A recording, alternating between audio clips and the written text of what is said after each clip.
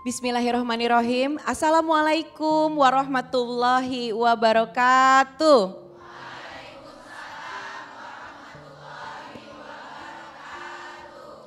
Masya Allah, Alhamdulillah pemirsa kajian hati. Senang sekali kali ini kajian hati bisa kembali menjumpai Anda. Semoga semuanya dalam keadaan sehat. Dan kajian hati kali ini hadir dengan temanya pahala sholat menyelamatkan akhirat. Masya Allah. Mangga A. Bunda,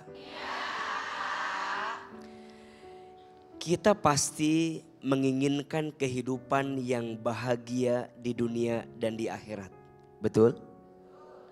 Dari mana kita jika ingin memulai hidup kita lebih baik? Maka jawabannya adalah perbaiki sholatmu, maka Allah akan perbaiki hidupmu. Jaga sholatmu, maka Allah akan menjaga hidupmu. Sholat itu tiangnya agama. As-sholatu imaduddin. Faman aqamaha faqad aqamaddin. Waman tarakaha faqad hadamaddin. Siapa yang tegak sholatnya, tegak agamanya. Dan siapa yang rusak sholatnya, maka hancur agamanya. Rasulullah SAW menyampaikan, Inna awwala ma yuhasabu bihil abdu yaumal qiyamah as-salat. Sesungguhnya perkara pertama yang akan dihisab nanti di hari kiamat adalah salat. Jika salatnya baik, baik seluruh amalnya. Dan jika salatnya buruk, maka buruk seluruh amalnya. Allah Subhanahu wa taala berfirman, A'udzubillahi minasyaitonirrajim. Wasta'inu bis-sabri was-shalah. Innallaha ma'as-sabirin. Dan minta tolonglah kepada Allah dengan sabar dan salat. Sesungguhnya Allah bersama dengan orang-orang yang sabar. Banyak di antara kita yang diuji dalam hidup, sibuk mencari solusi, sibuk mencari jawaban, sibuk mencari jalan keluar. Mereka lupa padahal jawabannya ada pada apa? Salat. Mereka lupa solusinya ada pada salat. Dan pertolongan Allah sangat dekat. Tergantung sujud yang kita hadirkan dalam salat. Maka salat kalau terjaga akan mengantarkan penjagaan dalam hidup kita. Bahkan mohon maaf, Bunda sayang, pemirsa Trans TV, ada yang sering bertanya tentang urusan rezeki misalnya. Ternyata kualitas sholatmu menentukan kualitas rezekimu. Makin baik engkau menjaga sholat, makin baik Allah menjaga rizkimu. Perhatikan surat Toha ayat 132. Allah Subhanahu wa taala berfirman, A'udzubillahi minasyaitonirrajim. Wa'mur ahlaka bis-shalat. Dan perintahkanlah keluargamu untuk sholat. Pemirsa Trans TV, jaga sholat. Wastabir alaiha. Dan bersabar-sabarlah dalam sholat itu. Keluarga kalau mau baik, jaga apa? Sholat. Perhatikan, kalau sholatnya udah baik, kalau sholatnya udah benar, la nas'aluka rizqan. Jangan khawatir tentang rezeki. Kenapa? Nahnu narzukuka. Kami yang akan menjamin rizkimu. Wal akibatulit taqwa. Sebagai akibat engkau bertakwa kepada Allah Subhanahu wa taala. Di antara kita tuh pengen punya rezeki yang baik, betul? Kita lupa padahal sholat juga adalah rezeki. Betul? Maka dalam sehari semalam kita sholat, tolong dipastikan rumusnya yang wajib dijaga, yang sunnah ditambah. Dan kenapa sholat harus benar-benar kita jaga? Karena di antara amal yang dicintai Allah, salah satunya adalah as-sholatu fi awali waktiha. Sholat di awal waktunya. Percayalah, orang yang menjaga sholat akan Allah hadirkan banyak kebaikan untuknya. Satu, Sholat itu menghapuskan dosa. Diibaratkan dalam satu hari semalam ada berapa sholat wajib? 5. Maka 5 ini diibaratkan bunda seperti mandi 5 kali. Kalau mandi bisa membersihkan kotoran dalam tubuh kita, maka sholat 5 kali menghapuskan dosa yang pernah kita lakukan. Maka di antara nasihat Nabi apa? Sholatlah seakan-akan ini sholat yang terakhir untuk kita.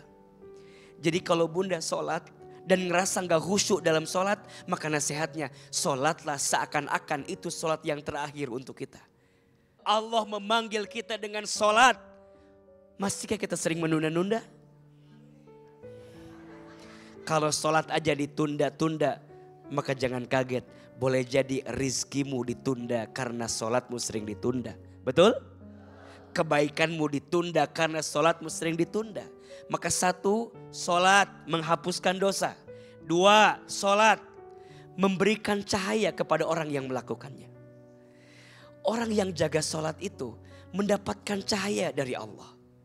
Wajahnya bercahaya, hidupnya bercahaya, bahkan dia dijaga dari perbuatan keji dan mungkar.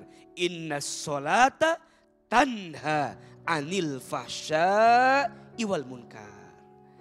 Maka sholat adalah sebaik-baik amalan setelah kalimat syahadat. Karena sholat itu adalah bagian daripada arkanul Islam, rukun Islam. Bahkan rukun Islam yang kedua setelah kita membacakan apa? Syahadat. Maka sholat akan menjadi penyelamat. Sholat akan jadi penguat. Sholat akan jadi perekat yang mendekatkan kita lebih lekat dengan Allah Subhanahu wa ta'ala. Mau lihat seberapa dekatnya jarakmu dengan Allah, maka lihatlah seberapa lamanya engkau bersujud ketika sholat. Semoga kita semua menjadi orang yang ahli sholat. Semoga kita orang yang senantiasa menjaga sholat. Dan semoga kita menjadi pribadi yang terus memperbaiki dan menjaga sholat. Amin ya Rabbal Alamin. Kajian hati. Langsung saja kita perkenalkan atau kita dengarkan cerita dan kisah apa yang dibawa oleh bintang tamu kita kali ini. Silakan sayang. Assalamualaikum warahmatullahi wabarakatuh. Waalaikumsalam warahmatullahi wabarakatuh. Ya, perkenalkan Ustadz, nama saya Vivian Buhari, saya dari Manado. Jadi saya itu sebelumnya sudah pernah berumah tangga. Saya menikah di bulan Maret tahun 2023. Sebelum menikah saya itu sebenarnya nggak ada niat untuk mau menikah muda karena beberapa alasan dan trauma di hubungan masa lalu.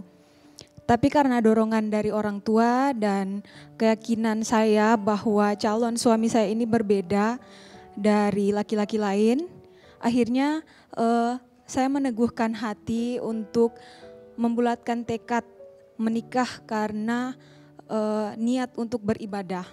Awal pernikahan itu di bulan pertama saya langsung menjumpai masalah dalam rumah tangga saya. Di bulan pertama saya menemukan bahwa suami saya ternyata berjudi.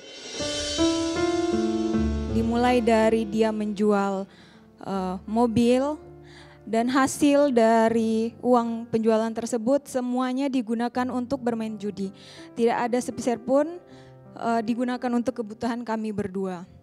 Di bulan keempat pernikahan saya, itu saya diselingkuhi dengan salah satu teman kantornya yang kebetulan perempuan itu juga masih kerabat atau teman yang saya kenal gitu.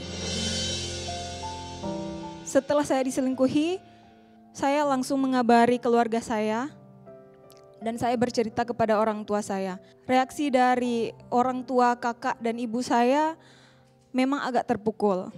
Tapi ayah saya itu orang yang terlihat dia satu-satunya yang paling tegar di antara mereka semua. Dia tidak banyak bicara, dia bahkan tidak meneteskan air mata. Waktu itu ayah saya langsung bergegas. Dia langsung bergegas untuk menjemput saya seorang diri. Waktu itu tengah malam, waktunya tengah malam. Tapi saya tahan, saya bilang, Pak, besok saja selesai sholat subuh kalau bisa. Besokannya itu ayah saya langsung datang menjemput saya dan dia menemani saya untuk hadir di kantor karena mantan suami dan selingkuhan ini mereka satu tempat kerja. Jadi saya membuat janji temu dengan kepala cabang mereka. Waktu itu ayah saya menemani saya. Dia menemani semua perjalanan saya mulai dari saya terluka hari itu sampai saya mengurus gugatan cerai, menghadiri undangan dari pengadilan agama, dan bahkan ayah saya itu menjadi saksi ketika sidang perceraian. Perceraian saya itu sudah selesai diurus sekitar bulan April. Tapi ayah saya meninggal di bulan Juli sebelum surat cerainya keluar. Kenangan paling besar yang tersimpan di hati saya itu ada saat dia mau mengantar saya kembali ke kota itu, kami sempat kecelakaan. Jadi mobil yang kami kendarai itu ditabrak oleh pengendara motor yang waktu itu. Sebelum kejadian itu, ayah saya menitipkan pesan. Mungkin karena memang dia orang yang agak kaku dalam berbicara, dia hanya bilang seperti ini. Dek, hidupnya santai aja, gak usah terlalu dipikirkan. Kemanapun kamu melangkah, Bapak pasti selalu ada di belakang kamu. Sekarang saya merasa benar-benar kehilangan. Jadi saya mau nanya Pak Ustadz, menurut Pak Ustadz, kalau saya meminta kepada Allah dengan sungguh-sungguh, akankah saya diberikan pasangan seperti almarhum ayah saya? Terima kasih. Cinta pertama anak perempuan itu ada pada sosok ayahnya. Maka juga jangan kaget. Yang paling patah hati pertama kali ketika anak perempuan itu menikah, biasanya adalah ayahnya. Dan ayah selalu berharap ketika anak perempuannya bertemu dengan sosok laki-laki yang kemudian menjadi pasangannya, dia berharap anak laki-laki ini punya sikap sebagaimana ayah mencintai anak perempuannya. Maka mohon maaf ya untuk semua para suami, calon suami, ketika engkau melakukan ijab qabul dalam pernikahan, ketika ayah daripada istrimu mengatakan saya nikahkan engkau dengan putri kesayanganku bernama ini dengan mas kawin ini dibayar tunai, maka saat kita mengambil janji dari situ, sesungguhnya kita sedang mengambil tanggung jawab yang besar yang berpindah dari ayah kepada suaminya. Maka ketika engkau menyakiti hati istrimu, sesungguhnya engkau menyakiti hati keluarga, menyakiti kami para ayah, menyakiti kami yang hadir di situ. Bahkan lebih dari itu, melanggar janji suci kepada siapa? Allah Subhanahu wa Ta'ala. Tentu tidak mudah bagi Mbak Vin dan semua anak perempuan yang kehilangan sosok ayah. Apalagi jika ayahnya adalah ayah yang baik. Jika ayahnya adalah ayah yang teladan, tentu ini adalah sesuatu yang harus punya hati yang lapang untuk melewati semuanya. Yang kedua, tidak ada yang salah kalau kita berharap punya pasangan seperti ayah kita yang baik. Malah kita harus seperti itu. Dan secara psikologis, mohon izin ya, anak perempuan yang dekat dengan ayahnya atau tumbuh dalam kebaikan ayahnya, ketika nanti dia dewasa, dia akan pintar memilih siapa orang yang akan datang dalam hidupnya. Dan termasuk para ayah, jaga jika engkau punya anak perempuan. Kata Nabi SAW, barang siapa seorang ayah yang punya 3 anak perempuan atau lebih, kemudian dia memberikannya makan, kemudian dia membesarkannya, memberikannya pakaian yang baik. Maka ayah tadi yang punya 3 atau lebih anak perempuan dan menjaganya dengan baik, maka ayah ini tidak akan pernah tersentuh api neraka. Allah akan jaga dirinya dari segala keburukannya dan Allah siapkan surga untuknya. Bahkan mohon maaf, tidak akan ada pemisah yang mengantarkan kepada ayah tersebut kecuali surga balasannya. Dan teruslah berdoa kepada Allah. Wa idza sa'alaka ibadi anni fa inni qarib ujibu da'watad da'i idza da'an falyastajibuli wal yu'minu bi la'allahum yarsudun. Dan apabila engkau bertanya di mana Allah itu, maka katakanlah Allah itu dekat, sangat dekat. Ayah mungkin pergi meninggalkanmu, tapi Allah tidak pernah meninggalkanmu. Engkau mungkin dikecewakan oleh suamimu, tapi sesungguhnya Allah tidak akan pernah mengecewakanmu. Semoga ayah kita yang telah kembali kepada Allah, Allah lapangkan alam kuburnya.